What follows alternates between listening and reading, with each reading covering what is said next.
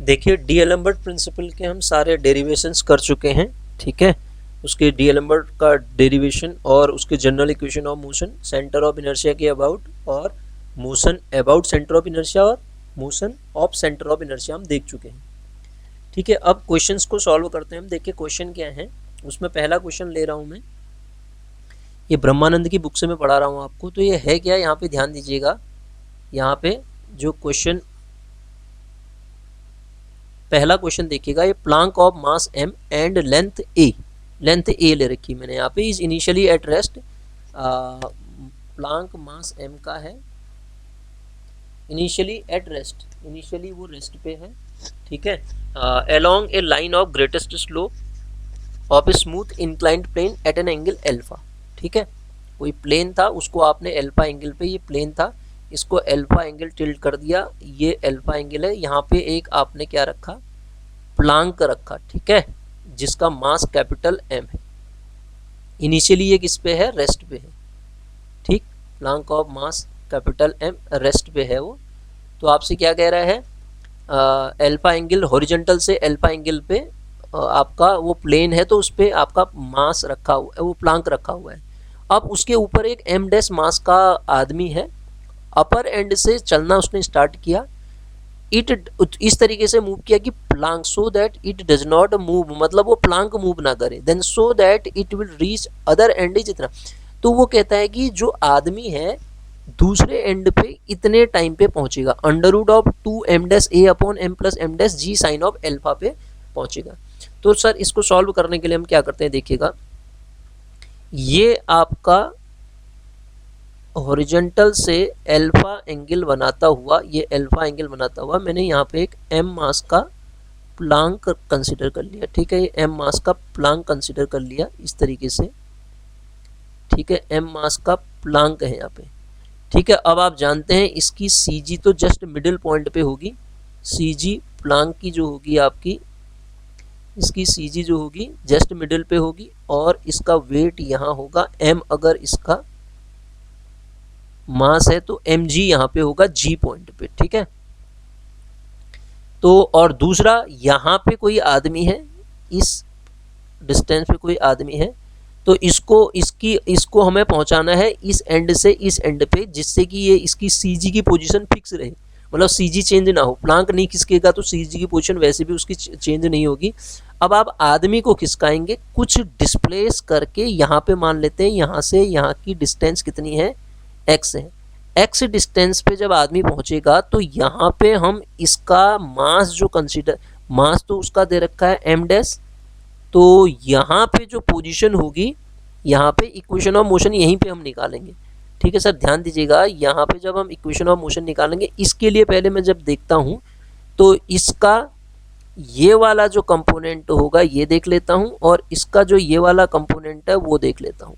ये वाला कंपोनेंट मैं पहले बात कर रहा हूँ प्लांक की, mg cos ऑफ एल्फा होगा, और इसका ये कंपोनेंट क्या होगा, mg साइन ऑफ एल्फा, ठीक है। इसी प्रकार आदमी के लिए इसका ये वाला कंपोनेंट क्या हो जाएगा, m dash g sine of alpha हो जाएगा, और इसका ये वाला सॉरी ये m dash g cos alpha होगा ना ये भी, ठीक है। तो ये हो जाएगा आपका m dash g cos of alpha, और ये वाला जो कंपोनेंट हो जाएगा इसका क्या हो जाएगा, m dash g sine of alpha हो जाएगा। सर बात समझ में आ रही है। तो ये कंपोनेंट इसका जो काम करेगा, क्योंकि प्लांक में नीचे को आदमी आ रहा है तो इसका तो कोई मतलब ही नहीं है भाई, ये दोनों वैनिश हो जाएंगे, केवल यही काम करेगा। तो हम इक्वेशन निकालते हैं, फिर इक्वेशन ऑफ CG निकालते हैं। इक्वेशन ऑफ, सबसे पहले तो सेंटर ऑफ इसका CG की पोजीशन हम चेक करते हैं। x bar is equal to कितना होगा, x बार की मैं वैल्यू निकालूंगा, m मास किसका है, m मास है प्लांक का, उसकी सेंटर ऑफ ग्रेविटी अगर उसकी लेंथ a है तो a/2 पे सेंटर ऑफ ग्रेविटी होगी, प्लस m डैश मास किसका है सर, m डैश मास है आदमी का, तो वो जहाँ पे पहुंचेगा x डिस्प्लेस हुआ हो तो x ही रहेगी डिस्टेंस, अपॉन नीचे कितना आ जाएगा m प्लस m डैश, ठीक है, m प्लस m डैश। अब आप यहीं से एक इक्वेशन निकाल लो, इसको डिफरेंशिएट, डबल टाइम डिफरेंशिएट करोगे तो d square x bar upon d t square is equal to आपके पास क्या मिल जाएगा, ये वाला कांस्टेंट रहेगा, देखिए दो पार्ट में इसको ब्रेक कर दो, ए और बी तरीके से जब डिफ्रेंशिएट करोगे तो आप देख रहे होंगे ये वाला पोर्शन जो रहेगा ना सर, ये वाला कांस्टेंट रहेगा ये, तो ये तो जीरो हो जाएगा। फिर दूसरे वाले पोर्शन को जब सॉल्व करूंगा तो यहाँ से वैल्यू कितनी आ जाएगी, m dash upon m plus M dash into यहाँ से क्या मिलेगा मुझे, d square x upon d t square, d square x upon d t square. इसको इक्वेशन 1 ले लेता हूँ। अब मैं निकाल लेता हूँ, क्योंकि वो कह रहा है कि इस तरीके से मूवमेंट हो कि वो प्लांक आपका शिफ्ट ना हो, तो इक्वेशन ऑफ सी जी निकालूंगा। फिर equation of C G, centre of gravity की जो इक्वेशन होगी सी जी, तो वो कितनी हो जाएगी सर, हमने पहले ही बता रखा है आपको, यहाँ पे सेंटर ऑफ मास हो, सेंटर ऑफ इनर्शिया हो, सेंटर ऑफ ग्रेविटी हो, तीनों डायनेमिक्स ऑफ रिजिड बॉडी आप जब पढ़ रहे हैं, जी कांस्टेंट होने की वजह से वो एक ही तरीके से ट्रीट की जाएंगी, इन जनरल वो एक नहीं होते हैं। ठीक है, तो सी जी की इक्वेशन जब आप निकालेंगे सर, तो सी जी की इक्वेशन क्या होगी, सी जी दोनों का मास कितना है, M plus M dash into A होता है। ए का मतलब सी जी की मैं लिख रहा हूँ, तो डी स्क्वायर सी जी के लिए क्या होगा, D x bar upon d t square बराबर राइट हैंड साइड में आपके पास क्या मिलेगा, इस पे फोर्स कौन से काम कर रहे हैं, ये वाले दोनों नीचे वाले, तो क्या हो जाएगा, पहला कितना है sir, m g sine of alpha, और दूसरा कितना है, m dash g sine of alpha, अगला है m dash g sine of alpha. अब आप जब यहाँ इक्वेशन 1 से इस पे जब वैल्यू सब्स्टिट्यूट करेंगे तो आपको क्या मिलेगा, m plus M dash of value रखिए, वो वैल्यू कितनी है, m dash upon m plus M dash into d square x upon d t square, और राइट हैंड साइड में आपके पास m प्लस एम डैश अंदर रहेगा और बाहर कितना आ जाएगा, जी साइन ऑफ एल्फा, बाहर कितना आ जाएगा, जी साइन ऑफ एल्फा, इतना ही रहेगा। अब फर्दर इसको जब सॉल्व करिएगा तो आपको क्या मिलेगा देखेंगे, ये कैंसिल हो जाएगा, तो यहाँ से आपको d square x upon d t square की वैल्यू कितनी मिल जाएगी, d square x upon d t square की जो वैल्यू मिलेगी मुझे, वो मिलेगी m plus M dash upon m dash, ठीक है, into g sine of alpha, g sine of alpha. अब इसी को इंटीग्रेट करके मुझे क्या निकालना है, टाइम निकालना है। तो इसका मतलब इसको इंटीग्रेट करने के लिए मैं क्या करता हूँ, डायनेमिक्स ऑफ रिजिड बॉडी में हमने पढ़ रखा है, इसको सॉल्व करने के लिए हम क्या करते थे, इसको सॉल्व करने के लिए हम करते थे कि इसको 2dx अपॉन dt से दोनों साइड मल्टीप्लाई कर दो, 2dx अपॉन dt से जब दोनों साइड इसको मल्टीप्लाई करोगे, D square x upon d t square, ठीक है। अब ये एक्स बार हट गया सर, यहाँ पे राइट हैंड साइड में भी आप क्या करोगे, m plus M dash upon ये क्या है आपके पास, एम डैश गुणा 2dx अपॉन dt से आपने मल्टीप्लाई किया, इंटू ये क्या रहा, g साइन ऑफ एल्फा रहा, और with respect to dt integrate कर दिया, यहाँ भी करा और यहाँ भी करा, this is equal to dt के रिस्पेक्ट में इंटीग्रेट करा यहाँ भी, और यहाँ भी हमने dt के रिस्पेक्ट में जब इंटीग्रेट करा तो ये और ये कैंसिल हो गए। तो सर लेफ्ट हैंड साइड में तो आप जानते हैं क्या मिलता है, dx upon, left hand side में क्या मिलेगा, dx अपॉन dt का होल स्क्वायर। इसका डिफरेंशिएशन करिए आप, ये मिलेगा आपको, डिफरेंशिएशन इंटीग्रेशन एक दूसरे के इनवर्स होते हैं ना, तो राइट हैंड साइड में क्या मिलेगा, m plus M dash upon नीचे कितना आएगा, m डैश इंटू यहाँ पे देखिए x के रिस्पेक्ट में होगा तो 2x क्या मिल जाएगा, यहाँ से 2 को बाहर लिख देता हूँ मैं, 2 इसको एक ब्रैकेट में रख देता हूँ, 2 इंटीग्रेट करके g साइन एल्फा तो है ही है, g साइन एल्फा इंटू यहाँ से मिलेगा सर मुझे x प्लस कांस्टेंट मिल जाएगा, एक c1 कांस्टेंट रख देता हूँ। अब c1 की वैल्यू निकालने के लिए इक्वेशन नंबर 3 रख देता हूं मैं इसको, ठीक है सर। c की वैल्यू निकालने के लिए इनिशियल कंडीशन इंपोज कर दो, जब x इज इक्वल टू हमारे पास 0 होगा तो उस समय dx अपॉन dt भी क्या होगा, 0 होगा सर। इन दोनों वैल्यू को जब मैं इक्वेशन यहाँ किया मैंने, ध्यान दीजिएगा, यहाँ से आगे क्या किया दोबारा समझाता हूँ मैं आपको। यहाँ से आगे मैंने किया कि ये 2d square x upon dt square तो इक्वेशन बन गई थी सी जी की, इसके दोनों साइड 2dx/dt से मल्टीप्लाई करके मैंने इसको क्या कर दिया, इंटीग्रेट कर दिया सर। क्या कर दिया, इंटीग्रेट कर दिया। अब इंटीग्रेटिंग कांस्टेंट जो c1 आया उसको निकालने के लिए ये इनिशियल कंडीशन जब इम्पोज करेंगे तो देखिए x 0 है तो ये पूरा पोर्शन 0 हो जाएगा और ये भी 0 हो जाएगा। तो यहाँ से c1 की वैल्यू कितनी आ जाएगी सर, 0 आ जाएगी। अगर c1 0 आ गया तो मेरे पास यहाँ से बचा कितना सर, dx/dt का जो होल स्क्वायर बचेगा सर वो कितना बचेगा, 2 time m plus m dash upon m dash, ये सेम रहा, into g sine alpha into x आ गया। ठीक है सर, लेकिन मुझे निकालना क्या है, टाइम निकालना है। तो टाइम निकालना है तो इससे फर्दर मुझे एक बार इसको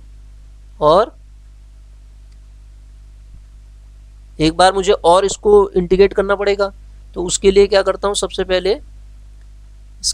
पहले हम एक काम करते हैं। सबसे पहले हम यहां से ब्लैक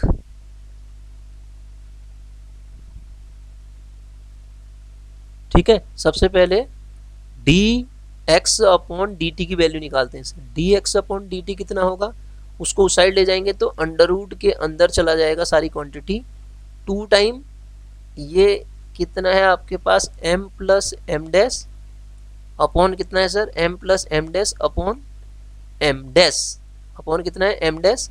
इसको क्लोज कीजिए, सब कुछ अंडर रूट के अंदर रहेगा, g sine alpha into x। तो dt की वैल्यू कितनी हो जाएगी sir, dt is equal to dt upon dt is equal to कितना हो जाएगा, ये पलट जाएगा, ऊपर खाली बचेगा आपका m डैश और नीचे कितना आएगा 2 time m plus m dash into g sine of alpha, और x को मैं बाहर लिख देता हूँ x की पावर -1/2, और ये dx को क्रॉस मल्टीप्लाई कर देते हैं। अगेन इसको हम इंटीग्रेट कर देते हैं। जब आप इसको इंटीग्रेट करिएगा तो आपको यहाँ तो मिलेगा sir t, right hand side में अंडर रूट के अंदर आप देखेंगे तो m dash upon 2 time m plus m dash into g sine of alpha. अब आप x की पावर 1/2 का इंटीग्रेशन जब आप करेंगे तो कितना देगा, वो 2x की पावर 1/2 आ जाएगा प्लस कांस्टेंट c2। कैसे, इंटीग्रेशन ऑफ x की पावर -1/2 का मतलब x की पावर -1/2 प्लस 1 अपॉन -1/2 प्लस 1, ये 2 ऊपर जाएगा तो ये वैल्यू आ जाएगी। अब सर t की वैल्यू ये आ गई, तो t इज इक्व टू मेरे पास कितना आया, अंडर रूट के अंदर जब आप 2 को अंदर ले जाएंगे तो 4 हो जाएगा ये, और ये क्या रहेगा आपका m डैश अपॉन नीचे कितना हो गया आपके पास 2 time m plus m dash, ठीक है, into g sine of alpha into x भी अब अंडर रूट के अंदर चला जाएगा मेरे पास, ये मेरे पास वैल्यू मिल जाएगी सर। ठीक है, और मैं इसको c को नहीं लिखा मैंने, c तो 0 हो गया। कैसे 0 हुआ होगा वो c, देखिए c कैसे 0 हुआ, इनिशियल कंडीशन इंपोज कराऊंगा मैं जब यहाँ पे, तो इनिशियल कंडीशन जब t बराबर 0 होगा तो x बराबर 0 होगा, तो c2 भी 0 हो जाएगा ना। रखो यहाँ पे, इस कंडीशन में रखोगे x 0 हुआ, t 0 तो c2 0 हुआ ना, तो ये वैल्यू मेरे पास आ गई। तो t बराबर कितना आया, ये आया अंडर रूट 2 से 2 कैंसिल हो जाएगा, 2 टाइम m डैश अपॉन नीचे आएगा m plus m dash of g sine of alpha, g sine of alpha into यहाँ क्या मिल रहा है सर, x। लेकिन आंसर में उसने कुछ और प्रूव करने के लिए हमसे कह रखा था, तो आंसर कैसे मैच कराएं देखिएगा। आंसर में उसने कह रखा 2m डैश a अपॉन, हमारे पास आ गया यहाँ पे a कह रहा है, तो सही है। फिर हमने तो ये पोजीशन x पे खिसकाया था, उसके लिए CG की इक्वेशन निकाली, तो सॉल्यूशन हमारे पास कितना आया, इसके लिए सॉल्यूशन तब हमारे पास इतना आ गया। लेकिन एंड पॉइंट पे जो होगा x बराबर हम a रख देंगे, जैसे ही x बराबर a रखेंगे तो हमारा आंसर मैच कर जाएगा। जो वो एंड दूसरे वो प्लांक के दूसरे एंड पे जब आदमी पहुंचेगा तो वो क्या टाइम लेगा, 2m dash upon m plus m dash of g sine of alpha, सब अंडर रूट के अंदर है sir, into a। This is my answer. यही उसने प्रूव करने के लिए हमसे कहा था, ये प्रूव हो गया सर। ठीक हो गया। तो इस तरीके से हम इस क्वेश्चन को सॉल्व करेंगे। आगे देखते हैं, अगला क्वेश्चन देखते हैं हम। अगला क्वेश्चन क्या है, सेकंड क्वेश्चन पे आते हैं। देखिएगा, ये है सेकंड क्वेश्चन। ठीक, इसको सॉल्व करना है। तो इसको सॉल्व करने के लिए क्या करेंगे, हम कुछ बेसिक चीज़ें इस पे लेंगे। ठीक है, इसमें दो तरीके के क्वेश्चन है सर। पहले ये दो क्वेश्चन से बना हुआ है, इसके मैं दोनों क्वेश्चन बताता हूँ आपको। पहला जो पार्ट मुझे इसमें प्रूफ करना है, वो प्रूफ करना है,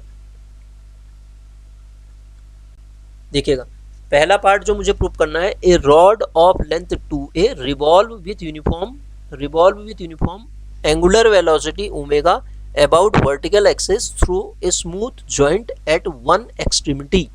एक एक्सट्रीमिटी पे उसका स्मूथ जॉइंट है। तो it describe a cone of semi vertical angle alpha angle का, सेमी वर्टिकल एंगल का वो कोन डिस्क्राइब करेगा। तो पहला पार्ट जो मुझे प्रूफ करना है सर ना इसमें, वो प्रूफ करना है ये। तो प्रूफ कीजिए, जो अल्फा होगा, अल्फा की वैल्यू या तो 0 होगी या अल्फा की जो वैल्यू होगी 3g upon 4a omega square होगी। पहला पार्ट हम ये प्रूफ कर लेते हैं, प्रूफ ऑल्सो फिर बाद में प्रूफ करेंगे। ठीक है, प्रूफ ऑल्सो वाला पार्ट को हम बाद में प्रूफ करेंगे। ठीक हो गया। तो इस क्वेश्चन को कराने से पहले मैं कुछ बेसिक चीजें आपको बताता हूं। यदि कोई पार्टिकल m मास का पार्टिकल, जैसे देखो ये OZ फिक्स है, इस पे आपका ये रॉड है, इस रॉड पे अगर आप कोई m मास का पार्टिकल, यहाँ पे dm मास का पार्टिकल कंसीडर करोगे, रॉड जो है OZ के अबाउट मूव कर रही है इस तरीके से। रॉड सर इस तरीके से मूव करेगी ना, रॉड जब मूव करेगी तो इसका मतलब ये dm भी मूव करेगा इस तरीके से, तो एक सर्किल फॉर्म करेगा। जब ये सर्किल फॉर्म करेगा, ये dm जो है यहाँ पे जो मैंने कंसीडर कर रखा है, तो सर्किल किस रेडियस का फॉर्म करेगा, ये वाले रेडियस r रेडियस का मैं मान लेता हूँ सर्किल फॉर्म करेगा। तो ये जब मूव कर रहा है with uniform angular velocity omega से मूव कर रहा है, तो इसका जो टेंजेंशियल एक्सेलरेशन है वो तो सर 0 होगा, लेकिन जो अंदर की इनवर्ड एक्सेलरेशन होगा वो हम इसका निकालेंगे। टेंजेंशियल एक्सेलरेशन तो 0 होगा, तो रेडियल एक्सेलरेशन हम कैसे निकालते थे, इस बात को मैं आपको बता रहा हूँ। रेडियल एक्सेलरेशन जरा सा उस कॉन्सेप्ट को समझाते हैं, फिर उसके बाद इस क्वेश्चन पे हम वर्क करेंगे। ठीक है, तो देखिए रेडियल एक्सेलरेशन कैसे निकालते थे हम इसका। हम करते थे सबसे पहले तो वेलोसिटी क्या होती थी, वेलोसिटी r ओमेगा, ये क्या होगी, वेलोसिटी होगी। Particle omega angular uniform angular velocity से मूव कर रहा है, तो क्लास 11th का बता रहा हूँ मैं आपको। और यहाँ से जब आप एक्सेलरेशन निकालेंगे तो वो होता है v² upon r, circular motion में सर, क्योंकि ओमेगा रोटेशनल वेलोसिटी होगी उसकी। तो ये कितना हो जाएगा, r² omega square upon r से r कटेगा, तो r ओमेगा स्क्वायर इसका एक्सेलरेशन हो जाएगा, इनवर्ड एक्सेलरेशन। ठीक है, मैं इनवर्ड की बात कर रहा हूँ, एक्सेलरेशन इतना हो जाएगा इसका। ठीक हो गया। अब देखिए r यहाँ पे क्या है, इसको अगर मैं p ले लेता हूँ, यहाँ पे o ले लेता हूँ, तो इसको क्या मैं ऐसा लिख दूँ, OP, क्वेश्चन में यूज करेंगे हम इस चीज़ को, ओमेगा स्क्वायर इतना हो जाएगा। ये क्या आया मेरे पास, एक्सेलरेशन। और मैं जानता हूँ F = क्या होता है सर, ma होता है। तो F = ma होता है, तो m यहाँ पे हमने क्या कंसिडर कर रखा है, डेल्टा m। तो फोर्स जो लगेगा delta m into omega square into OP, इस पे फोर्स लगेगा यहाँ पे, है ना। अब पार्टिकल अंदर को मूव कर रहा है, ठीक है, हम फोर्स बाहर को निकाल रहे हैं। ये तो इसका रिवर्स इफेक्टिव फोर्स जो हो जाएगा सर, रिवर्स इफेक्टिव फोर्स जो हो जाएगा इसका, वो हो जाएगा माइनस का dm ओमेगा स्क्वायर OP। इस बात को आप ध्यान से सुनिएगा, minus dm omega square OP। अगर इतना समझ में आएगा तो आपको क्वेश्चन आसानी से समझ में आ जाएगा, क्योंकि हमें मोमेंट ही लेना है। ठीक, इसमें और एक चीज़ बताता हूँ मैं आपको। आप जानते हैं, आपको अगर मास दिया है, क्या दे रखा है, 2a, mass is equal to होता है क्या है, मास इज इक्वल टू आपके पास, अगर आपको यूनिट का निकालना है ना, यूनिट पे निकालना है, 2a लेंथ का मास उसने दे रखा है, 2a लेंथ का मास यदि कैपिटल M दिया है, तो यूनिट का मास क्या होगा, m/2a। और लेंथ हमने उसकी डेल्टा एक्स ले रखी, तो डी एम की जो वैल्यू अगर मैं निकालना चाहूँगा तो डी एम कितना हो जाएगा, capital M upon 2a into delta x. Delta x कौन सी होगी, जब आप एलिमेंट्री स्ट्रिप कंसिडर करेंगे ना, तो वो एलिमेंट्री स्ट्रिप को आप डेल्टा एक्स ही कंसिडर करेंगे, तो उस केस में उसका मास इस तरीके से हम लेंगे। तो इन दो कॉन्सेप्ट का यूज करके हम क्वेश्चन को सॉल्व करने की कोशिश करते हैं। देखिएगा कैसे करेंगे वो मैं आपको बताता हूँ। क्वेश्चन क्या कह रहा है ये, अगर ये चीज़ें आपको समझ में आ गई हैं तो क्वेश्चन आसानी से समझ में आने लग जाएगा। क्वेश्चन का पहला पार्ट मेरा इतना है, तो मैं पहले पहला पार्ट इसका प्रूव कर दे रहा हूँ। एल्फा इज इक्वल टू 0 और एल्फा इज इक्वल टू इतना। एल्फा जो एंगल बनाएगा, वो जो कोण बना रहा है वो एल्फा एंगल इतना होगा, और दूसरे केस में या तो 0 होगा या इतना होगा। तो मैं इसका पिक्चर यहाँ पे बना रहा हूँ, ध्यान से देखिएगा। ये OZ के अबाउट मूव कर रहा है और ये रॉड है आपका, ठीक है। ठीक, क्या कह रहा है क्वेश्चन पढ़िए आप, देखिए। Rod of length 2a, rod of length 2a length की हमने रॉड ले रखी है, ठीक, रिवॉल्व कर रही है जो, ठीक है। ये 2a लेंथ की रॉड है, जरा सा और आगे बढ़ा देते हैं, ठीक है। तो हम क्या करेंगे, इससे एक्स यहाँ पे इसकी CG होगी सर, CG तो वेट नीचे को लगाएगी m इंटू जी। यहाँ से x डिस्टेंस पे हम एक एलिमेंट्री पार्ट कंसिडर कर लेंगे PQ, डेल्टा x, ये P मान लेता हूँ, ये Q मान लेता हूँ, तो ये लेंथ कितनी हो जाएगी सर, डेल्टा x हो जाएगी, मतलब डेल्टा x हो जाएगी, ठीक है। तो यहाँ से इसको मैं ले लेता हूँ n। ये क्यों ले रहा हूँ ये भी बताता हूँ मैं आपको। हम मोमेंट लेंगे ना, जब मोमेंट लेते हैं तो मोमेंट क्या होता है, जिस पॉइंट पे फोर्स लग रहा है और जिसके अबाउट आप मोमेंट लेने की बात कर रहे हो, उससे उसकी परपेंडिकुलर डिस्टेंस को फोर्स के मैग्नीट्यूड से मल्टीप्लाई कर दें तो जो आपको मिलता है वो मोमेंट मिलता है, ठीक है। हमने ये भी पढ़ रखा है क्लास 11th में, तो उस कॉन्सेप्ट का हम यहाँ पे यूज करने वाले हैं।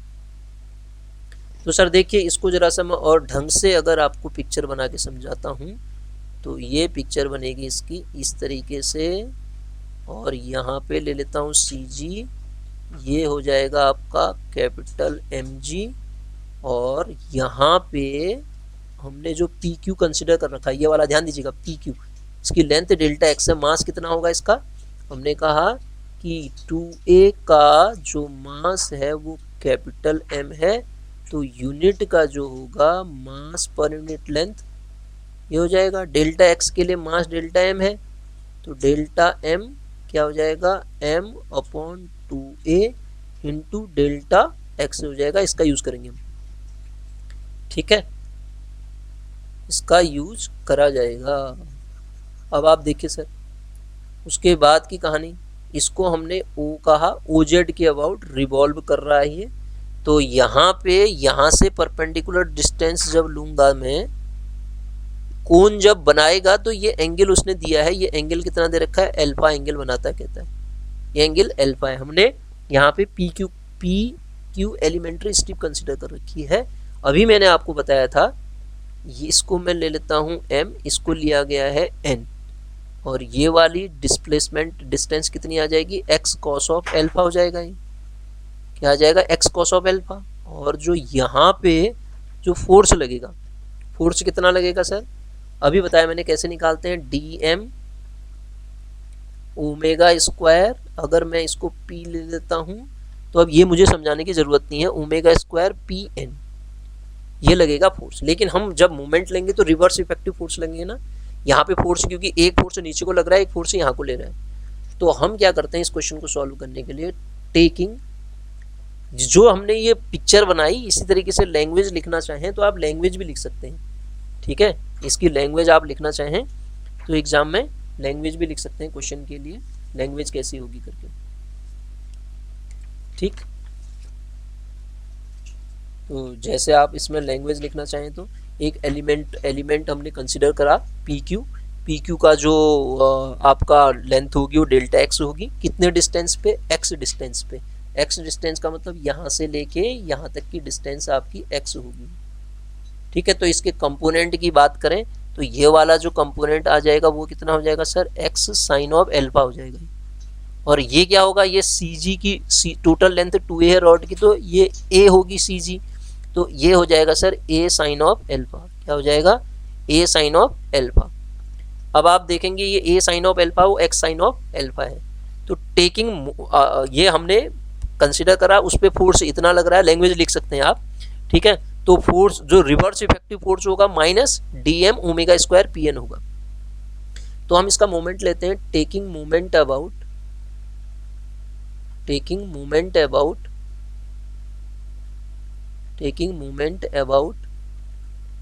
किस पॉइंट के अबाउट, ओ के अबाउट जब मूवमेंट लेंगे सर, तो मैंने अभी बताया मूवमेंट कैसे निकालते हैं, फोर्स और वहां पे परपेंडिकुलर डिस्टेंस, ये एम जी नीचे रॉड पे परपेंडिकुलर डिस्टेंस कितनी है यहाँ से यहाँ तक की, सी जी पॉइंट पे जो फोर्स लग रहा है कितनी है परपेंडिकुलर डिस्टेंस, जिस एक्सिस पे लग रहा है वहां से परपेंडिकुलर डिस्टेंस, तो कितनी होगी सर, कितनी है, ए साइन ऑफ एल्फा। ध्यान से समझिए इसको बात को, ए साइन ऑफ एल्फा। फिर ये वाली डिस्टेंस, अब यहाँ फोर्स यहाँ लग रहा है, ये फोर्स ऐसे लग रहा है, हम लेकिन इस तरीके से मूव कर रहे हैं, रिवर्स इफेक्टिव फोर्स हो जाएगा और नेगेटिव होगा, ठीक है। माइनस ऑफ फोर्स की डायरेक्शन भी लेते हैं ना हम जब मोमेंट लिया करते थे, तो माइनस ऑफ कितनी हो जाएगी वो, डी एम। हम एलिमेंट को डी एम कंसिडर कर रहे हैं, मैं समेशन क्यों लगा रहा हूँ, क्योंकि हमें पूरे रॉड के बारे में बात करना है, ओमेगा स्क्वायर और P N into perpendicular distance कितनी होगी सर इसकी, ये वाली हो जाएगी। अब ध्यान दीजिएगा, इसके लिए तो परपेंडिकुलर डिस्टेंस ये थी, तो ये फोर्स है, तो परपेंडिकुलर डिस्टेंस ये वाली हो जाएगी, ये कितनी है, ओ एन, ओ एन, ये परपेंडिकुलर डिस्टेंस हो जाएगी, यही आपको ध्यान रखना है, बराबर 0। ये हमने मोमेंट ले लिया।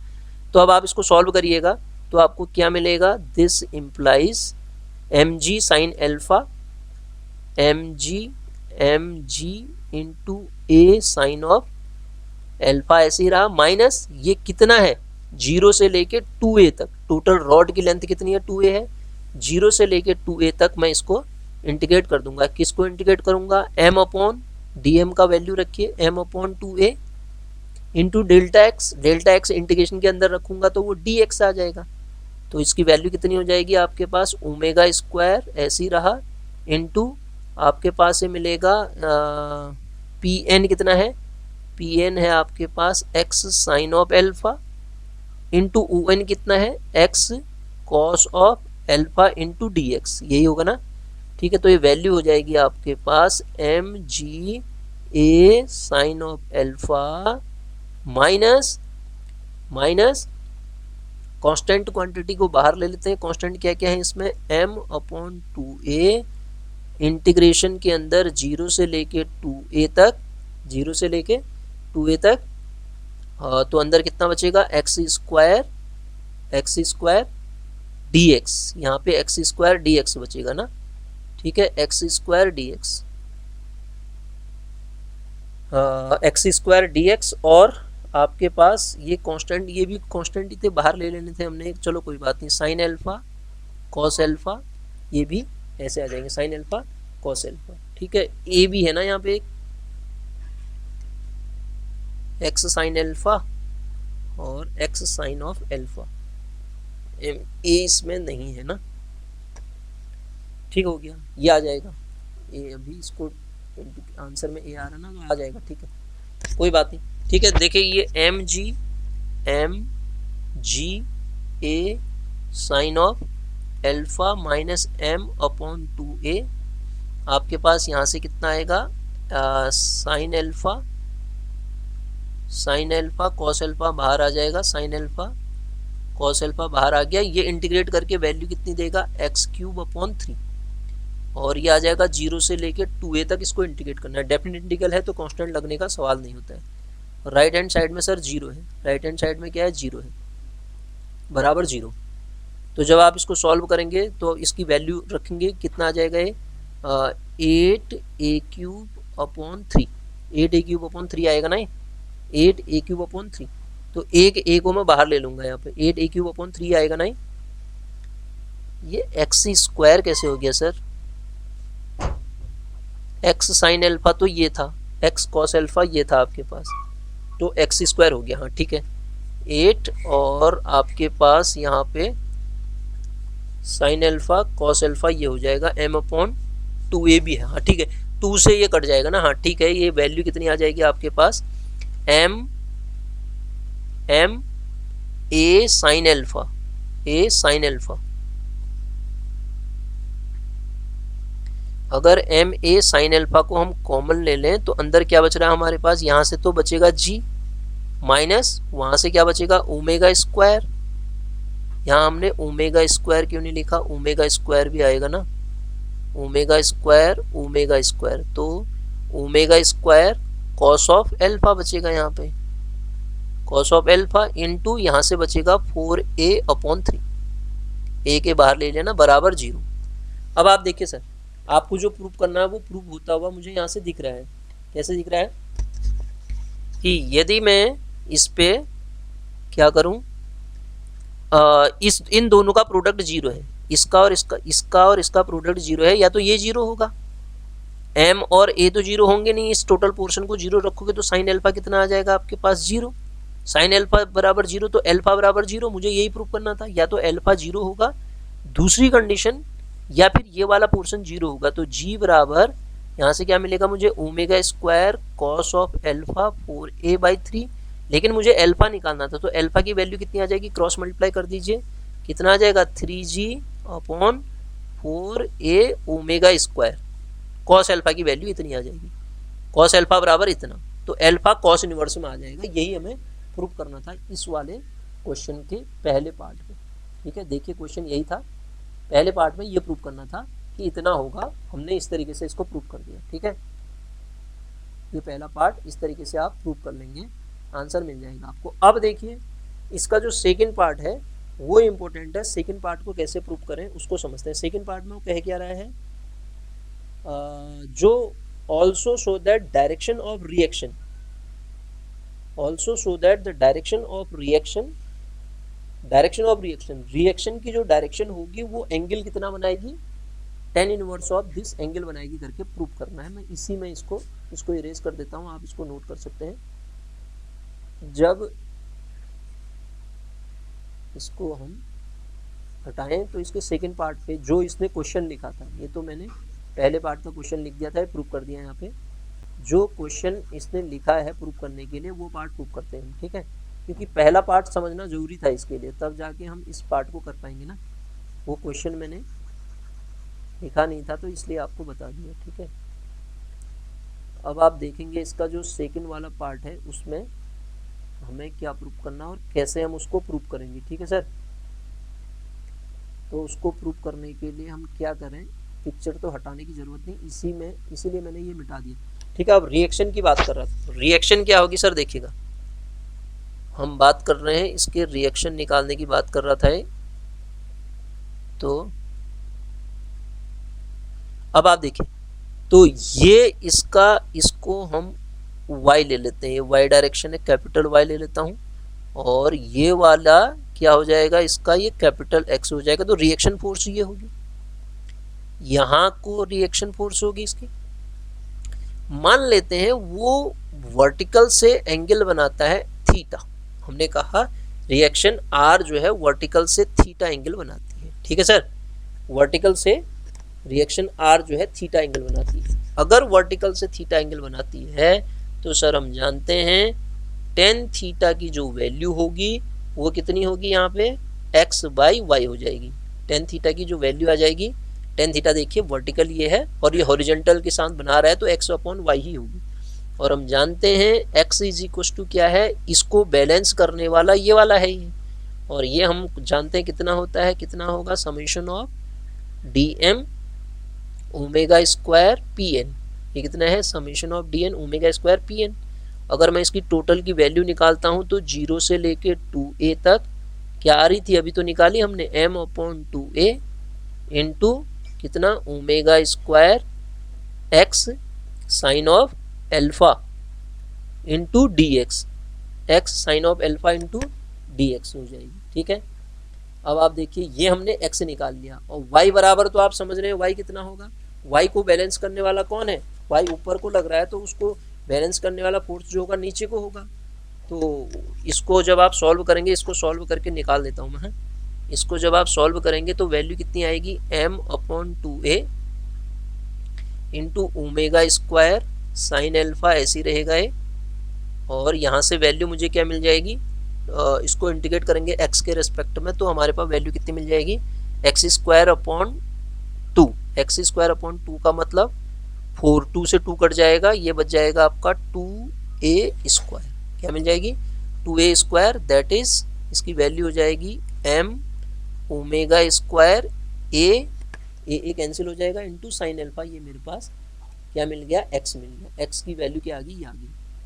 और y तो आप समझ रहे हैं कितना होगा, y बराबर mg। कैसे, क्योंकि इसको बैलेंस करने वाला तो यही होगा ना, नीचे वाला, ऊपर वाले को बैलेंस करने वाला नीचे वाला होगा। तो जब आप इसको फर्दर सॉल्व करेंगे, जो आंसर लाना है आपको कुछ और लाना है ना, देयरफॉर टेन थीटा की जो वैल्यू आएगी सर, टेन थीटा कितना था, tan theta is equal to कितना था, x/y। तो x/y का मतलब x की वैल्यू कितनी है, m omega square a sine alpha upon mg। m से m तो कट जाएगा, और ओमेगा स्क्वायर की वैल्यू अभी हमने ऊपर वाले पार्ट में उसकी निकाल रखी है। एक्चुअली हमने कॉस एल्फा की वैल्यू निकाल रखी थी ना, कॉस एल्फा से ओमेगा स्क्वायर निकल आएगा। हमने क्या किया था, कॉस एल्फा की जो वैल्यू आई थी वो कितनी आई थी, cos alpha is equal to, हमारे पास कॉस एल्फा की वैल्यू कितनी थी, 3g/4a ओमेगा स्क्वायर। तो यहाँ से ओमेगा स्क्वायर जब मैं निकालूंगा तो 3g/4a कॉस एल्फा होगा ना सर, तो रख दीजिए इसमें। तो दिस इज इक्वल टू कितना हो जाएगा, m से m तो कट गया, ओमेगा स्क्वायर की वैल्यू कितनी रखता हूँ, 3g/4a cos of alpha into a sine of alpha. a से a कैंसिल, तो यहाँ से मुझे क्या मिलेगा, tan theta is equal to sine upon cos क्या होता है, 10, और बाहर बचा 3g/4 tan theta, sorry 10 alpha, 3g/4 10 alpha. क्या मिला है, 3g/4 10 एल्फा, यही आएगा ना, 3g/4 10 एल्फा। ये g से g भी नहीं कट जाएगा सर, g और g भी तो कट जाएगा, हाँ ठीक है। तो g यहाँ नहीं आएगा ना, यहाँ g नहीं आएगा, तो आपके पास जो रहेगा वो इतना रहेगा। तो थीटा की वैल्यू कितनी आ गई, theta is equal to 10 inverse of bracket के अंदर कितना, 3/4 10 एल्फा। वो जो एंगल बनाएगी रिएक्शन मतलब ये r जो उसके साथ एंगल बनाएगी, देखिए यही तो प्रूव करना था, 10 inverse of, prove that the direction of reaction at hinge मतलब क्या हुआ, जहाँ से आपका रॉड अटका हुआ है, जहाँ पे रॉड को आप लटकाते हैं उसे हिंज कहते हैं। Make with A vertical an angle, vertical के साथ जो एंगल बनाएगी थीटा, वो 10 इनवर्स ऑफ 3/4 10 एल्फा होगा। तो सर हमने यही प्रूव किया, देखिए वो कितना होगा, 10 इनवर्स ऑफ 3/4 10 एल्फा, ये हमारा प्रूफ हो जाएगा सर। ठीक है, तो इस तरीके से इस क्वेश्चन को हम सॉल्व करेंगे। ठीक है, तो इतना करते हैं, बाकी अगले पार्ट पे हम करेंगे। ठीक है सर, थैंक यू।